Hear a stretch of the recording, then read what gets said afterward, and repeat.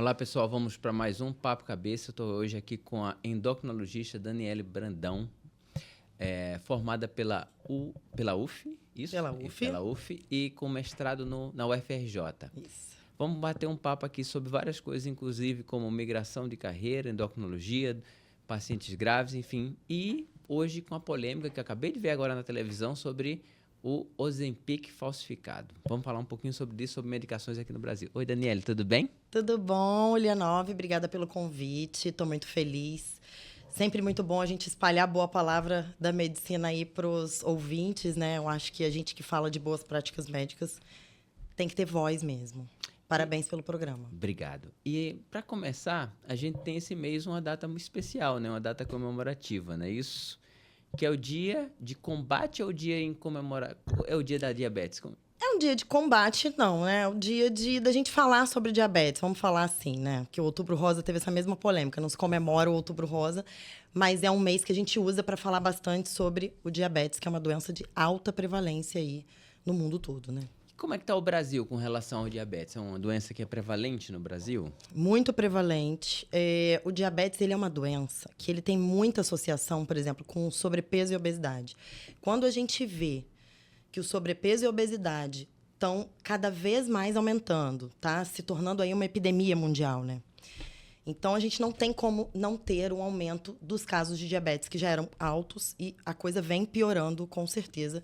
E eu acho que muito disso, eu acho não, né? É o que os estudos mostram, muito disso relacionado a ganho de peso populacional. De uma forma geral, a gente vem aumentando o peso gradativamente. Então, você está dizendo para a gente que esse ganho de peso, né, essa progressão, digamos, do peso da população, né, está aumentando os casos de diabetes, né? Sim, contribui. Mas é uma dúvida que todo mundo tem. O diabetes não engorda, né? E parece que também tem um diabetes que emagrece, né? Que é mais precoce, né? Fala um pouquinho disso. Não é que o diabetes engorde. Olha. O diabetes pode te emagrecer ali antes do seu diagnóstico ou quando você está mal controlado, isso é verdade. Porque se você não consegue usar a glicose, por exemplo, se você é um diabético tipo 1 ou você é um diabético tipo 2, que você está com glicemias muito altas, uma insulinopenia muito importante, uma falta de insulina, o seu corpo não vai conseguir trabalhar aquela glicose. Então, você perde peso por isso. Você acaba emagrecendo pela descompensação. E aí, muitas pessoas tinham muito esse mito de o diabetes engorda, se usar insulina engorda. Não é totalmente mentira, mas a gente não pode dizer que a insulina engorda. Ela engorda no sentido de que se ela está em doses muito altas, se o seu diabetes está mal controlado, você tem necessidades muito altas de insulina, quando você usa muita insulina, você aproveita aquela glicose toda, quando a glicose está sobrando, o que ela faz? Vira gordura. Aí você engorda. Então, tem as duas coisas, mas não é que o diabetes vai te engordar, mas se você não cuidar e usar altas doses de insulina, você pode ganhar peso. Então, isso é uma dica, né? Porque as pessoas às vezes associam uma doença, né? Isso é muito comum, com um benefício ou como um malefício. Meu diabetes está super controlado porque eu só estou perdendo peso. E às vezes, né, não tem nada... Às vezes você está descontrolado, exatamente. Quando você é diabético e está emagrecendo sem motivo, sem ser dieta, mudança de estilo de vida, tem que fazer exame porque você pode estar com diabetes lá nas alturas. Mas por que perde peso? Porque você não consegue trabalhar aquela glicose, você está com falta de insulina. Então, você vai emagrecer. Você bota essa glicose toda para fora pela urina. Quando a glicose sobra no sangue, não entra na célula, ela sai, a gente chama de glicosúria. Ela vai saindo na urina. Então, o paciente ele vai ter sintomas como perda de peso, aumento da frequência urinária, do volume. Muitos desses pacientes vão passar a noite toda fazendo xixi, muita fome. Ele vai comer, não vai engordar. Porque essa glicose não está sendo utilizada pelo corpo dele. Quando ela começa a usar, aí ela entra na célula e você começa a engordar. Então, isso é um dado importante, né? Essa forma que a insulina ela é uma fonte de energia importantíssima. Então, se nosso corpo não processa ela, né? Ela falou várias coisas interessantes. Glicosúria, né? Vai eliminar tudo na urina. Então, todo aquele açúcar que você teria que utilizar como energia, né? Ele é excretado, né? E disso também pode surgir outras doenças mais graves, né? Como insuficiência renal. A gente vai ter as complicações, porque o açúcar alto no sangue, ele faz tanto complicações agudas, né? O paciente vai parar na emergência, pode ser, como as complicações crônicas, que o paciente ele não sente, porque o diabetes ele também pode ser muito silencioso, a maior parte vai ser silencioso. Então, essa glicosilação, essa glicose, ela é tóxica para as nossas células, para os nossos vasos. Quando ela está alta e você não cuida daquilo ali, ela devagar ao longo dos anos, ela vai ferindo os seus vasos sanguíneos. Então, aí a gente vai se deparar com as piores complicações e as maiores causas de morbidade, que é a doença, e mortalidade do paciente diabético, que são as causas cardiovasculares, né? Que a gente sabe muito que o paciente diabético ele pode ser amputado, né? Ah, você vai ficar cego, você vai perder o rim. Tudo isso é causa vascular de complicação. É o vaso sendo lesado. E aí, o pior ainda é que é uma microcirculação. Então, são aqueles vasinhos fininhos que muitas vezes a gente não consegue consertar. Porque não tem como abrir aquele vaso, né? Então, você tem que evitar. Tem que cuidar, porque ele vai quietinho, ele vai... Até que quando vem a complicação, foi. E isso que ela falou agora... Eu tenho que tomar bastante cuidado. Ela fala que é o vasinho pequenininho, ó, microvasculação. É um vaso que o cirurgião não consegue desentupir. Isso aí. E não é possível botar um catéter, fazer um procedimento, Isso aí. porque ele é tão fininho, mas tão fininho que não consegue desentupir. Mas quando a gente começou a conversar, você falou sobre diabetes tipo 1 e tipo 2. Se você fosse para falar para as pessoas de uma forma assim simples, qual é a diferença básica entre um e outro? De forma simples, o diabetes tipo 1, ele é um diabetes autoimune.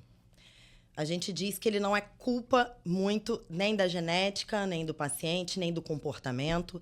É um diabetes que surge por um ataque do seu corpo ali. Você começa a desenvolver anticorpos contra o seu próprio pâncreas. Então, é um diabetes que vai começar ali na juventude, muitas vezes uma criança... bem pequenininha, a gente vê crianças de 3, crianças de 5 anos abrindo diabetes tipo 1, adultos muito jovens, adolescência é um ponto importante que causa um estresse no corpo e pode deflagrar aquele diabetes num paciente que já está propenso. Então, ele vai produzir anticorpos que vão ali destruindo o pâncreas. Uma hora, o coitado do pâncreas não tem mais insulina e aí vem o diabetes. E aí, esse tipo de diabetes, ele não responde a medicamentos orais. O que a gente tem que fazer quando destruiu o pâncreas e eu não tenho mais pâncreas? Insulina. Eu substituo, né? Então, esse paciente ele vai ser tratado basicamente com insulina.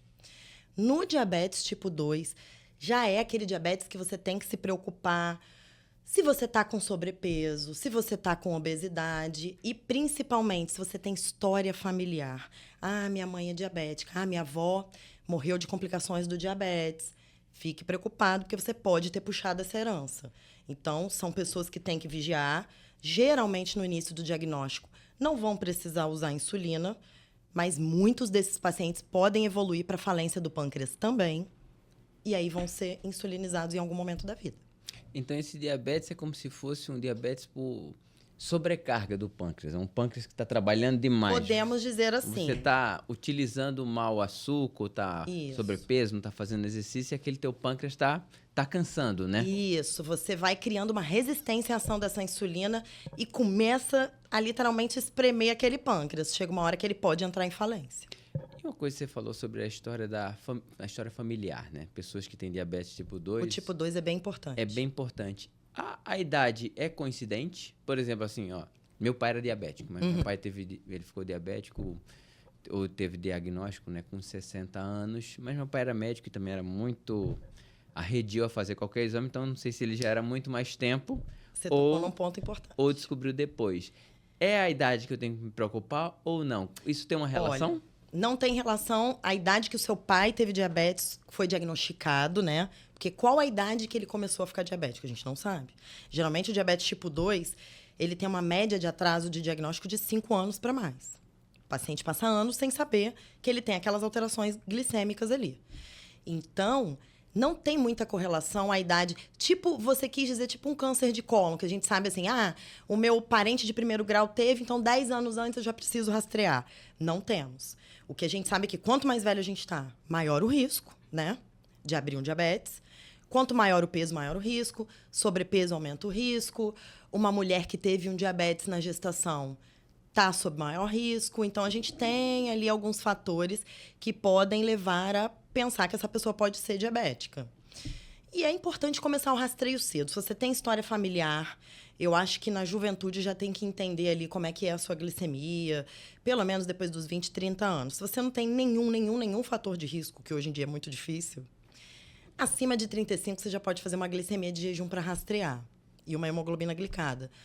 Mas abaixo disso, se você tiver algum fator de risco, incluindo a história familiar.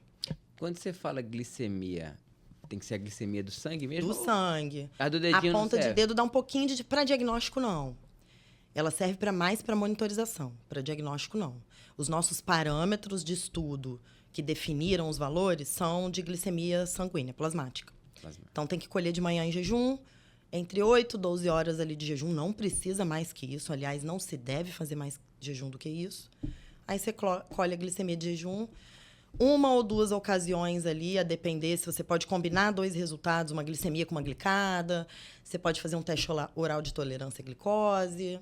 Então, a gente tem ali algumas ferramentas. E o endocrinologista, via de regra, gosta de repetir exame. Não se satisfaz com uma foto só. Perfeito. Ela falou uma coisa que muitos pacientes no consultório às vezes vão, né, pré-operatória, etc, né?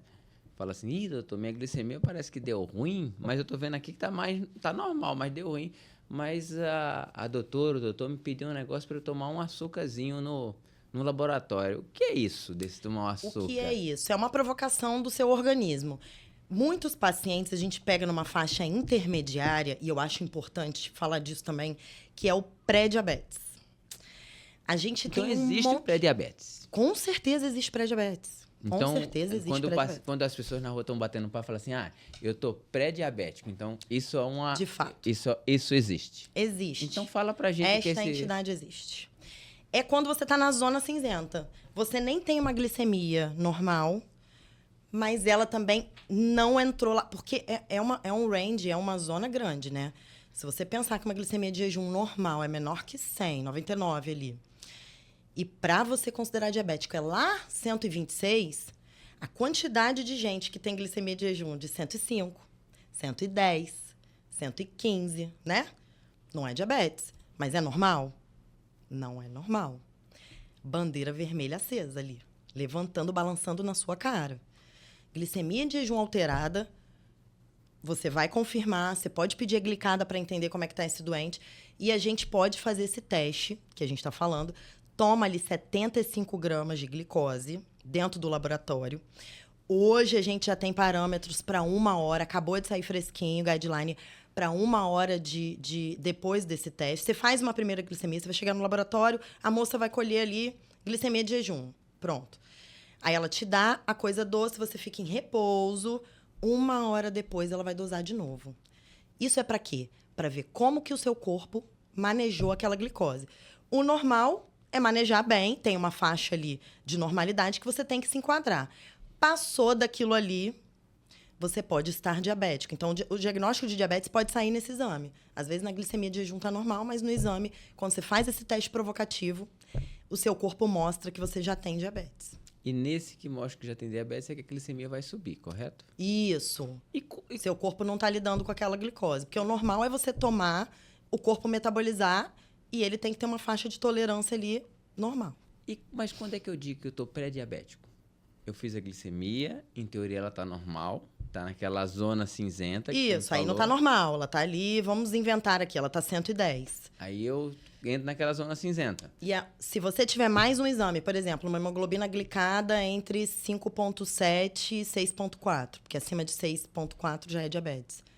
Você é pré-diabético. Pré-diabético. E, por exemplo, se eu faço o teste de tolerância, não tomo esse açúcar, e ela vai e volta para 110, também sou ainda pré-diabético. Pré-diabético. E quando tem esse diagnóstico de... Estou falando tanto de diabetes hoje aqui, porque a gente tem um mês importante disso, né? Quando eu estou nessa situação, já é hora de tomar medicação ou não? Ótimo ponto.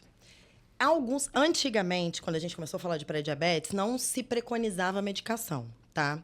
E isso não é uma coisa inventada. Tudo a gente vai basear em estudo. Você faz o estudo e vê o que vale a pena fazer ou não. Então, tem estudos que mostraram que, por exemplo, mudança de estilo de vida, com certeza é a melhor estratégia para você reverter esse tipo de quadro.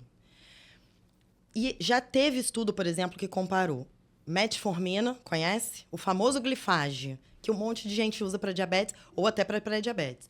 Então, a gente teve um estudo que, por exemplo, comparou. Um grupo usou metformina, o outro grupo fez mudança de estilo de vida, atividade física programada, dieta, mudança comportamental. O outro usou placebo, ou seja, nada. Vigiaram os 3 grupos. Impressionantemente, o grupo que teve melhor resultado em prevenir o desenvolvimento do diabetes nesses pacientes foi a mudança de estilo de vida. Não foi a metformina, mas a metformina teve ótimos resultados. Então, a gente começou a incorporar a medicação em certos níveis de pré-diabetes. Porque é o que eu te falei, você pode ter uma glicemia de jejum alterada ali de 101, 105, ela está muito próxima do normal. Como você pode estar batendo lá em 120. E aí você concorda que você já está lá muito na beira do diabetes. Então, para determinados níveis de glicemia, pacientes mais jovens, pacientes com sobrepeso e obesidade, é interessante começar a medicação. Para você impedir, você consegue impedir que esse paciente fique diabético. E eu acho que isso é uma estratégia de grande valor. Você impedir que uma pessoa desenvolva uma doença é uma coisa, né? Uma doença que tem alta mortalidade e morbidade, reduz qualidade de vida. Eu acho que é uma coisa muito importante. Então, a gente tem pacientes que têm indicação de medicação já no pré-diabetes. E nesse momento do pré-diabetes, fez a medicação, mudou o estilo de vida, eu posso um dia me livrar da medicação? Pode. Então, Pode. isso que é mais legal ela falar agora. Pode se livrar da medicação. Você quer ver outra coisa boa que a gente descobriu? Diabetes, às vezes, pode ser revertido. O diabetes. Não o pré-diabetes. Você já com diagnóstico, as suas glicemias lá em cima... Fiz lá minha glicemia 150, diabético. Se a gente começar a te tratar de forma intensa e você conseguir fazer mudança de estilo de vida, você tem chance de reverter o quadro e não precisar tratar mais. Reverter, curar. Já temos. Então, isso é uma dica para as pessoas que estão, digamos, principalmente nessa zona cinzenta. Procure um médico, procure um endocrinologista. Isso. Mude sua vida, porque você pode sair de uma pessoa que ia tomar medicação, às vezes até tomar insulina, e ter outras complicações da doença, para um indivíduo 100% saudável, sem medicação, fazendo apenas o quê? Mudança de vida, né? Exatamente, mudar estilo de vida. Parece uma coisa boba, mas geralmente essas mudanças... O que a gente chama de mudança de estilo de vida? É incorporar exercício físico, não só atividade física. As pessoas confundem muito. O que é atividade física? É ir comprar um pão, passear com o cachorro, subir de escada, varrer uma casa, brincar com teu filho na rua, sabe? Dar uma caminhada, andar no seu trabalho. Isso é atividade física. Exercício físico é uma coisa programada. É o que eu vou fazer na academia. É o que eu vou fazer num estúdio de pilates. É o que eu vou fazer numa natação. E isso é exercício físico. Então, as pessoas precisam, no mínimo, fazer atividade física. Não ficar o dia inteiro. E, além da atividade, sim, incorporar na tua vida. Tem que dar um jeito. Exercício físico. Fazer dieta. E dieta, quando a gente fala de dieta, Lianove, não é cortar tudo da vida. Nunca mais eu vou comer doce, pizza, hambúrguer. Não é sobre isso. É sobre comer comida natural, saudável, na maior parte do tempo da tua vida. Quem não vai querer comer uma pizza, um hambúrguer? A gente tem tanta opção gostosa. Um brigadeiro. Né? Eu vou dizer que um diabético nunca mais vai comer um brigadeiro. Não, mas dentro da vida dele, ele precisa se organizar para comer um brigadeiro. Entende? É isso que a gente tem que focar. A gente precisa encarar a alimentação saudável como uma coisa que faz parte, não uma coisa que é um super sacrifício. E, principalmente, uma coisa que eu vejo muito no consultório, uma coisa momentânea. Até quando eu vou ter que ficar fazendo essa dieta? Até morrer. O ideal é que você coma arroz, feijão, muito legume, muita fruta, muita verdura, muitas coisas in natura, parar de comer ultraprocessado, coisa de supermercado, embalagem, embutido. Então, isso é para a vida toda, é para a gente ter saúde, é para a gente ter menos câncer, isso previne diabetes, isso melhora a pressão, isso melhora peso. Então, assim, tem que fazer, não tem jeito. E o básico vai funcionar. E aí, um paciente ou outro vai precisar de medicação. Mas, às vezes, uma pessoa está com 4, 5 medicações porque ela não faz nada de mudança de estilo de vida. A gente consegue implementar, ela vai para 2 medicações, 1 medicação ou nenhuma medicação. Isso, uma frase que você usou agora, né? para até quando eu vou fazer essa dieta, né? Até morrer. É melhor fazer uma dieta até morrer do que comer para morrer. Pensa nessa frase aí, nisso que a gente pode mudar a nossa vida, né? Então, eu posso estar errado, me corrija, mas eu falo isso sempre para os meus pacientes, pré-operatório, pós-operatório, doutor, o que eu posso comer? Eu falo, olha, a melhor dieta que você tem para se preparar para uma cirurgia, o arroz, feijão, legumes e salada e a carne do brasileiro é super nutritivo. Não precisa comer outra coisa, não precisa mudar, não precisa comer uma comida cara, uma comida diferente, né? O nosso arroz e feijão é muito bom, não é verdade? Muito bom. Eu sempre falo isso. Inclusive, se você conhece pessoas que vão morar fora, e eu tenho pacientes fora do país, e eu tenho muitos parentes fora do país, a maior queixa das pessoas é a alimentação. Porque nós, brasileiros, a gente tem muito privilégio. Aqui a gente tem uma... Gente, você entra no hortifruti, a quantidade de fruta diferente, verdura, você pode escolher ali. Ai, não gosto de brócolis, vai comer outra coisa. Tem tantas opções. O arroz até arroz e feijão. Feijão, principalmente. Não é fácil de você encontrar em tudo quanto é lugar. E o brasileiro tem ali, ó... Tudo bem que os preços, vamos falar disso aqui, aumentaram. Mas, via de regra, a gente tem uma alimentação muito boa. Se você olhar o manual do Ministério da Saúde da Alimentação Saudável para o Brasil, o Guia de Alimentação Saudável do Brasileiro, é lindo. É comida. Tire o ultraprocessado, bebidas adoçadas, todas essas coisas muito cheias de conservante. A gente não precisa disso. A gente tem que comer comida. Eu duvido que uma pessoa fique obesa, ou com sobrepeso, ou doente, porque comeu muita cenoura.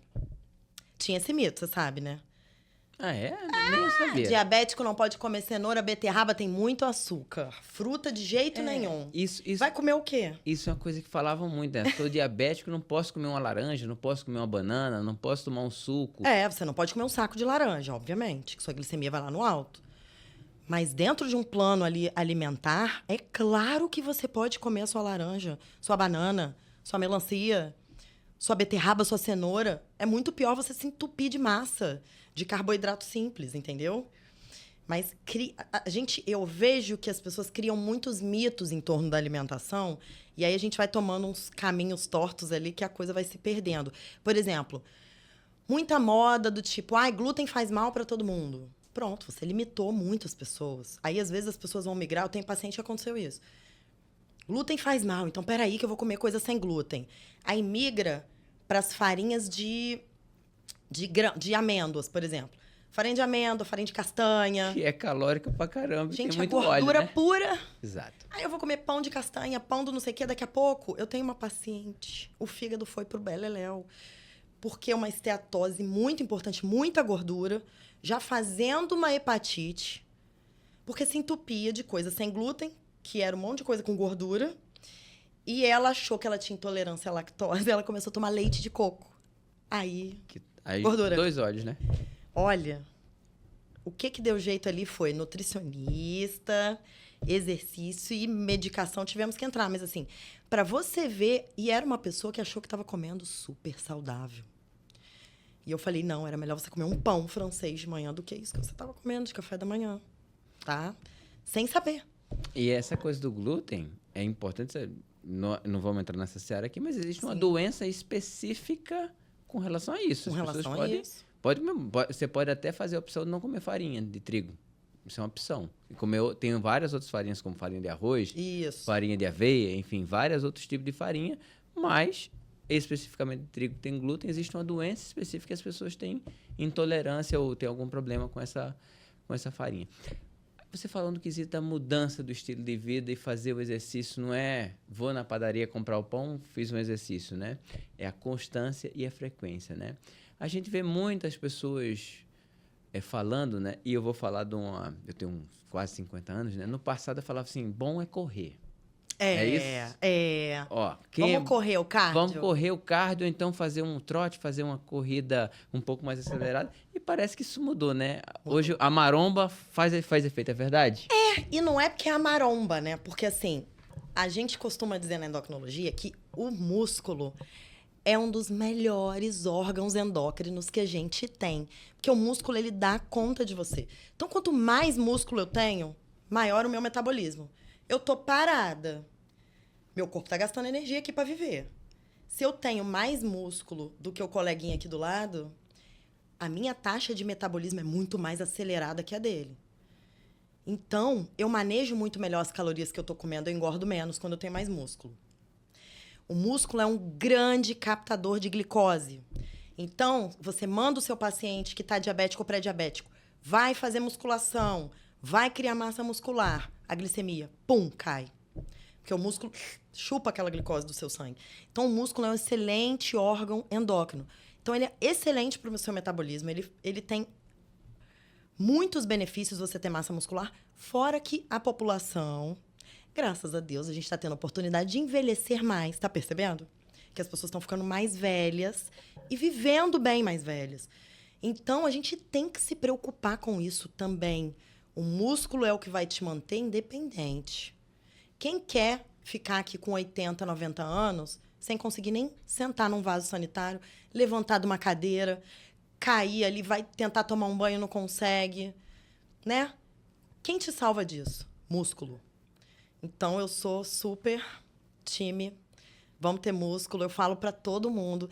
Se é velhinha, não interessa.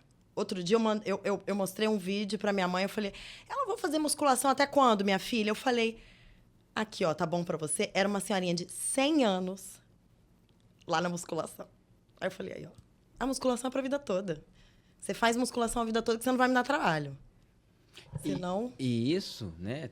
Também falando desses mitos, né, criados, né? Antigamente as pessoas falavam que não podia fazer musculação porque ia se machucar, ia se quebrar toda, né, e etc. E a gente sabe o seguinte, a própria musculação, as mulheres principalmente, falavam, você não pode fazer musculação porque você está com osteoporose e vai quebrar seu osso. A musculação... Fala é aí. o contrário, é o contrário. A osteoporose, para ser prevenida e tratada, esse osso ele tem que estar sob estresse. Quem gera estresse para o osso? O músculo repuxando. Então, eu sempre falo assim, olha, não adianta fazer hidro. Osteoporose não vai melhorar. Porque você flutua na hidro. Você não tem a carga. Então, eu tenho que ter um exercício de carga. Então, a musculação ela é excelente também para prevenir e tratar a osteoporose, com certeza. Não tem que ter medo, tem que ter orientação, né? Não vai lá treinar sozinho sem saber o que está fazendo. Mas com orientação... Eu acho que é um exercício muito bom e muito completo. E digo mais. Por exemplo, você está num dia que você está com pressa, que você puxou essa. Ah, tô com pressa que eu vou dar minha corridinha. Pelo menos tá pago, a corridinha tá paga. Sim. Se você tá com pressa, eu te digo, escolhe a sua musculação. E deixa o cardio para outro dia. Você pode priorizar o músculo que você vai se dar melhor. Então, dica. Inclusive para emagrecer. Olha aí, 2 dicas importantes. Longevidade, músculo. Emagrecer, músculo. Tratar ou melhorar ou curar um pré-diabetes, músculo. Então, músculo é vida, né? Osso, músculo, tudo, é isso. Músculo é vida. Vou perguntar uma coisa para você que a gente escuta muito por aí, uma seara nesse sentido um pouco delicada, vamos chamar assim, né? Nessa coisa do ganho muscular. Existe alguma indicação formal em pessoas que têm sarcopenia, quer dizer, muito pouco músculo, tá? Da gente fazer alguma reposição de algum hormônio esteroide para poder melhorar isso? Sim. Ou isso é a gente vê que hoje em dia tem muito divulgação sobre isso, né? Muita medicina que eu vou chamar alternativa com relação a isso, né? Mas quais são as indicações formais para isso? É uma dúvida que as pessoas têm. A gente tem aí evidências, sim, de que um paciente sarcopênico, com uma sarcopenia importante, uma sarcopenia grave, ele pode se beneficiar, sim, de hormônio, de androgênio. Você pode ali fazer uma testosterona para ver se esse paciente melhora a massa muscular. Até porque, por exemplo, vamos voltar aqui para minha vida. Só falar uma coisa, para todo mundo saber. Sarcopenia é pouco músculo. Músculo Isso. fininho, sem músculo. Sem músculo. Aquele paciente que não vai conseguir levantar de uma cadeira, ele não tem força, muitas vezes, para segurar um copo, né? E aí, vamos olhar, fazer um olhar aqui, não para esse paciente que está em casa, mas vamos lembrar que um dia alguém pode, né? Todo mundo está sujeito a sofrer algum tipo de gravidade. Na pandemia, a gente viu muito isso. E você ali, sei lá, é entubado, está dentro de um CTI. Como que você tira um paciente de uma ventilação mecânica, que está ventilando o seu pulmão por você, ou seja, você não está fazendo esforço, um paciente que não tem musculatura? Como que esse paciente tem força para puxar ar Então, a gente já teve muitos problemas de desmame, de tirar o ventilador mecânico por conta de falta de massa muscular. Então, é claro que muitos pacientes vão se beneficiar, sim, de você fazer hormônio. Porque aí você está pesando o risco-benefício. O risco de não tá maior, eu vou fazer, né? A questão do hormônio não é essa. A sarcopenia, ela pode ter, sim, as suas indicações. Não só de hormônio, mas tem suplementos, tem muitas coisas que podem melhorar a sarcopenia. Mas a gente não está falando aqui do hormônio para fins estéticos, né? Que aí é totalmente diferente. Aí não é um paciente que está precisando ganhar massa muscular. Ele está querendo hipertrofiar a massa muscular que ele tem. É muito diferente. Então, sim, nós temos indicação para sarcopenia. Você está totalmente correto. Então, isso é legal. Ela falou assim, ó, isso que ela comentou sobre a utilização dos hormônios para fins estéticos, né? É importante falar que existe um ramo, digamos, até de atletas, né, que é o fisiculturismo, que utilizam isso de uma forma controlada, com médico, etc. Por quê? Porque é a profissão deles. Eles precisam daquilo para ter aquele ganho excessivo. Mas, de uma forma geral, a população não precisa, né? Você que tem uma produção hormonal equilibrado, está se mantendo bem, não vai precisar, né? Porque o que a gente tem de evidência é essas pessoas que são fisiculturistas, eles usam, todo mundo sabe que é usado, que é prescrito, mas, assim, eles estão sob risco. São pessoas que sabem que estão ali pesando o risco e optam por usar. Até porque eles não conseguem competir se não usar. Exatamente, a gente sabe disso.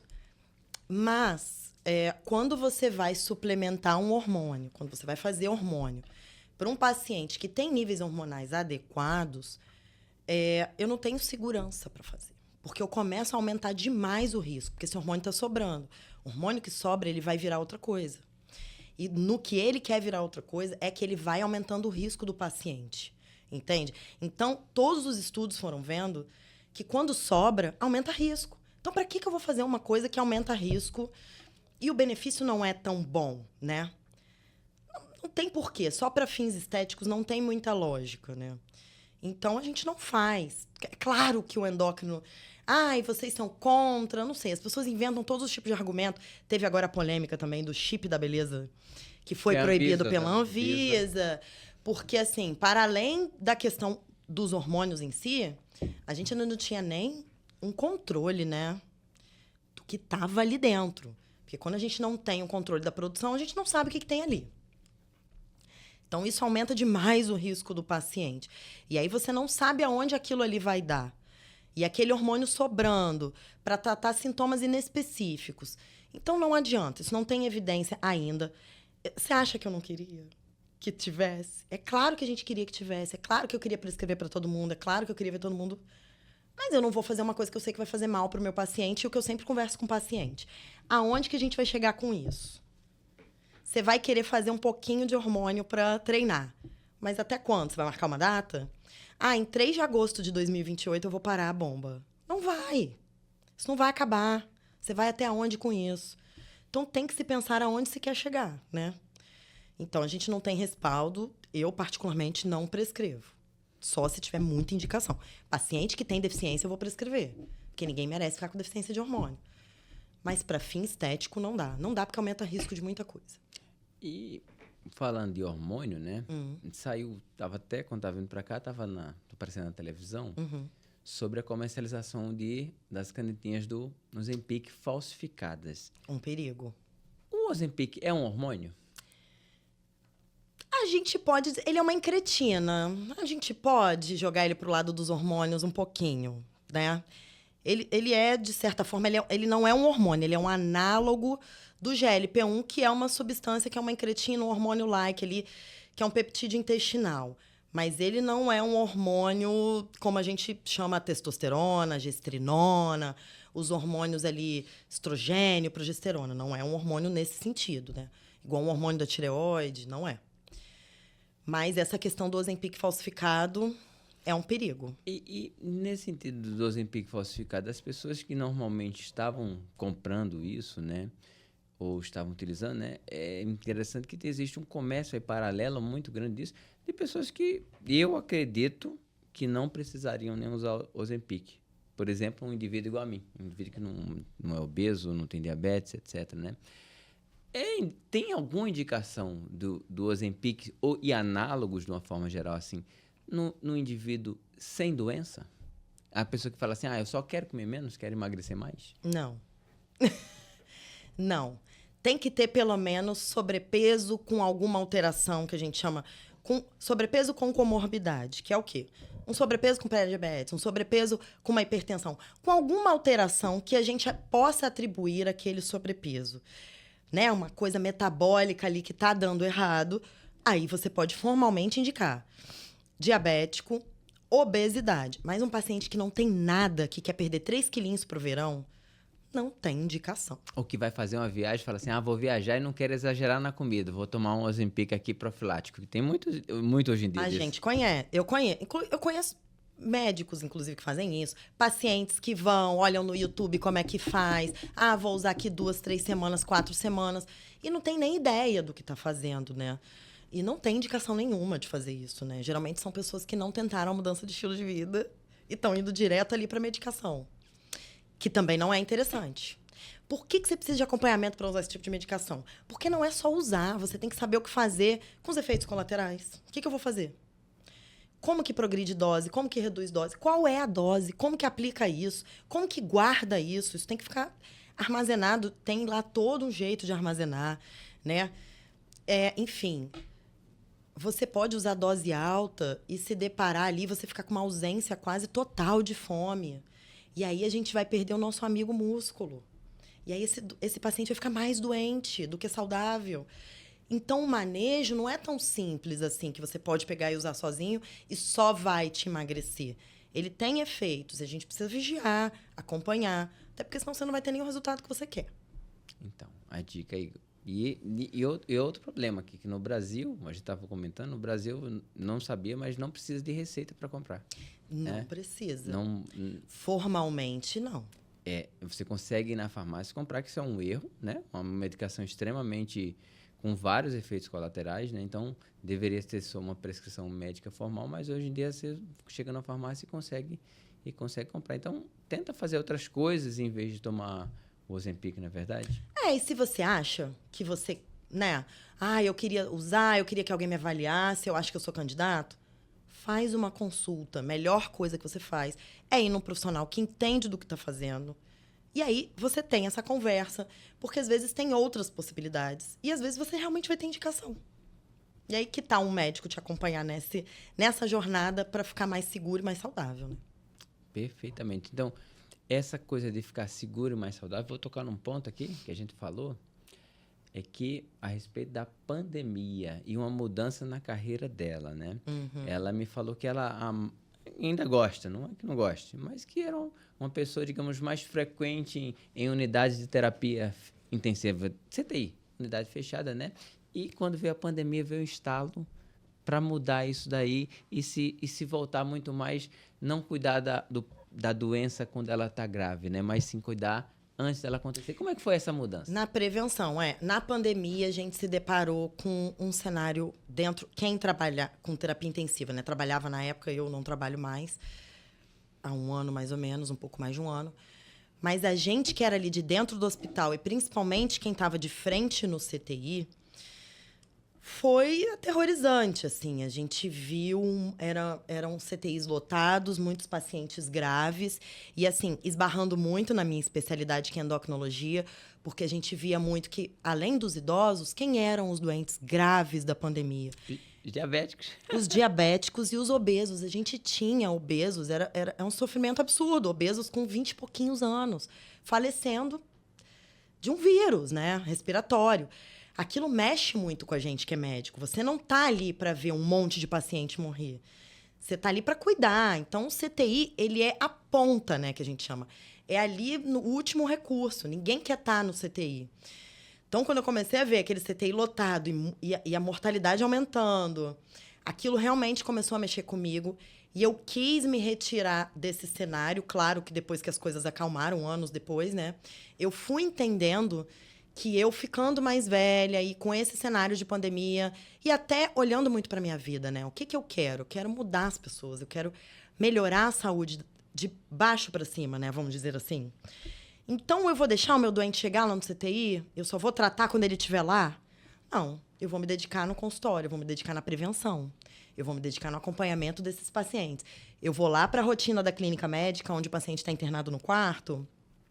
E aí, às vezes, eu flagro ali um paciente que está com diabetes no início, que está ali com sobrepeso, obesidade, e ali eu já começo a encantar, a conversar. Você entende o que você tem? Olha, você internou com essa infecção no dedo, você está vendo? Isso é perigoso, olha o seu diabetes, vamos olhar para isso, vamos cuidar melhor, como é que está lá fora?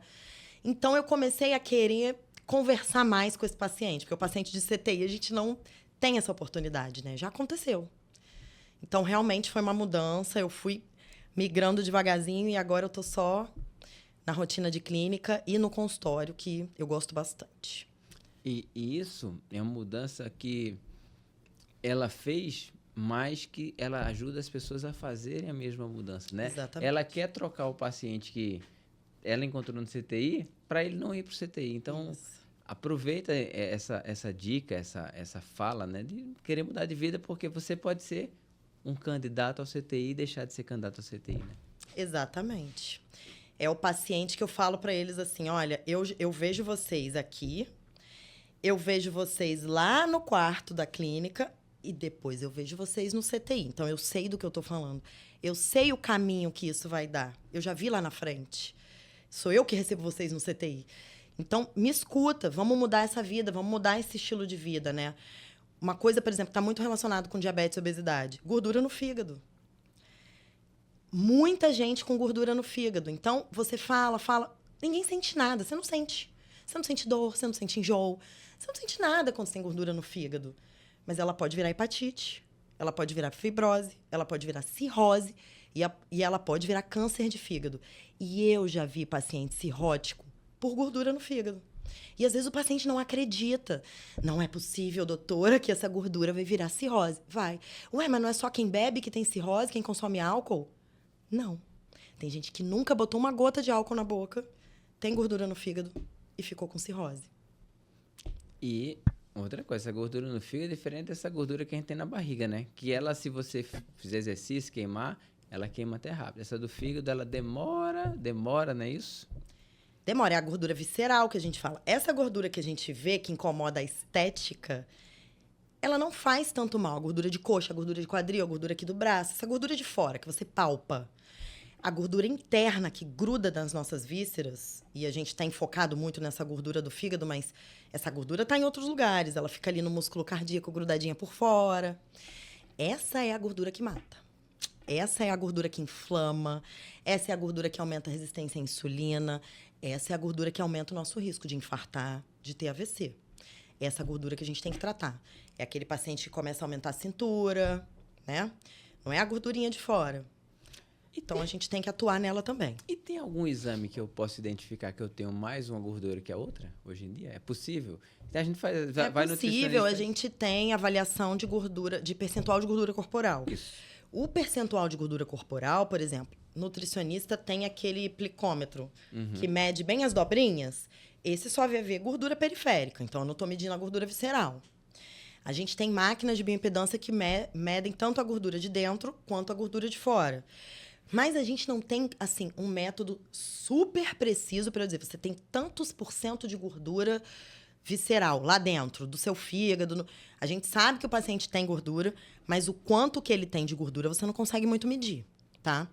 E à medida em que você tem gordura, não importa o percentual, essa gordura tem que sair dali. Você já tem que ligar ali o alerta vermelho. Preciso perder essa gordura no fígado, essa gordura que está nas minhas vísceras, porque ao longo dos anos ela vai aumentar o meu risco de desenvolver. Gordura no fígado e diabetes, por exemplo, andam super de mão dada. Porque o diabetes causa esteatose e a esteatose causa diabetes. Então, eles estão sempre juntos. Então, a gente tem que focar nas duas coisas. O controle da glicemia e no controle dessa gordura do fígado. Então, duas coisas. Então, no frigir dos ovos, né? Ela comentou, a gente não sabe se foi a gordura do fígado que causou o diabetes, ou o diabetes causou a gordura no fígado, mas o mais importante é mudar de vida e ser saudável para tirar essas duas gorduras, na verdade. Isso aí. Então, chegamos aqui ao final de mais um Papo Cabeça, tiramos várias dúvidas, eu tirei várias dúvidas, foi uma conversa muito legal, muito interessante. Quem tiver mais dúvidas, procura no seu Instagram, você pode falar seu Instagram aqui pra gente? Claro, Endócrino Dani Brandão. Procura lá no direct, tira as dúvidas ou marca uma consulta se for necessário e tira todas essas dúvidas aqui. Obrigado. Obrigada a você, Ulianova, foi um prazer, adorei a nossa conversa. Prazer.